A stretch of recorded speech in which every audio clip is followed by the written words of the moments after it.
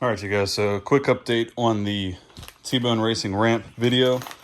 After the owner of the company said they were going to send me a fix-it kit, it took almost 3 weeks and still hadn't seen anything. And so I reached out via email and said, hey, are you guys going to send that out? And one of their customer service reps said, oh, looks like we never shipped anything out for you. Let me go ahead and get that shipped. And they gave me $12 more back in a refund for the inconvenience. But truly, this company, I used to have high praise for them. But essentially, here's their fix-it kit. Here's a drill bit, a bunch of screws, and a bunch of locking nylon nuts.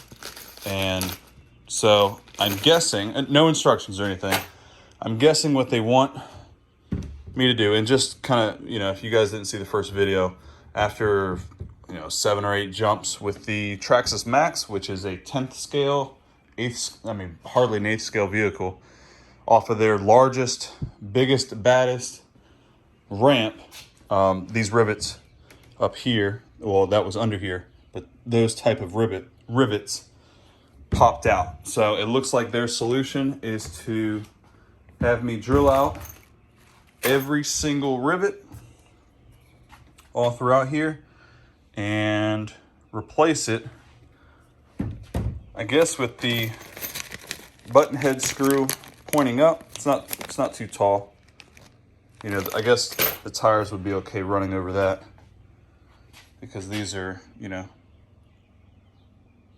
lifted up a little bit. But yeah, replace it with that, and then locking nuts, I guess, on the backside. Maybe they want us to drill all the way through this. I don't even know if these are long enough. Yeah, I suppose they are long enough. So it's going to go through. No, they're not long enough. So what are they asking me to do? Hold on. Sorry, I wasn't planning on opening this up, but I need to see now.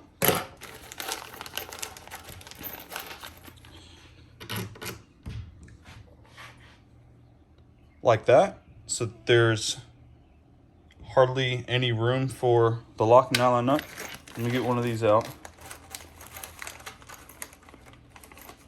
All right, hang on. I'm setting the phone up real quick. So they are wanting me to drill a hole out, insert this, and then put a locking nut on that will never reach the nylon part of the nut. That's what they're asking me to do.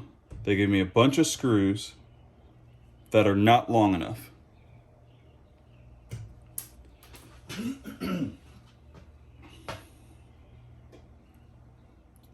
Unless their intention is for me to partially crush the aluminum, getting this tightened down.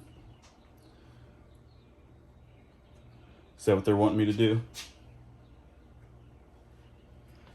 I'm gonna reach out to their email, customer service again, ask them what they want me to do here.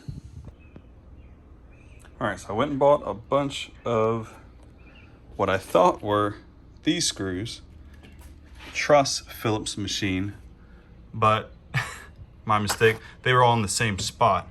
These were in front, and then these were behind it, pan Phillips. You can see the difference. Here we go. These come up a little bit more, a little bit thicker up top, and it's a regular Phillips. These are much flatter and wider, as you can see, and then there's a flathead spot. So on here, you can see there's the size of a normal rivet. Then here, it's actually tightened down pretty deeply. I have to be careful not to overdo it, but that, because it's got such a wide head and there's a slot for a flathead, you can really torque that down. And then on the back side, I have a washer and then the lock nut. You can see how far up that sticks. So the kit that T-Bone sent me, these screws were much too short. You can see that the heads of these, they're pretty comparable to what I just bought. So, with literally no help from T-Bone Racing, other than the partial refund, I'm gonna be fixing this myself. All right, so I've decided rather than going through and drilling out each and every one of these, which, you know, as I start getting down here, I'll lose the functionality of closing that on that last bolt there. So I just put those bolts in the 2 spots that the rivets pulled out, and then if any more rivets pull out in the future, I will just do this setup as the fix. So really disappointed in this ramp, but you know, I don't want it to go to waste, so this is what we got to do.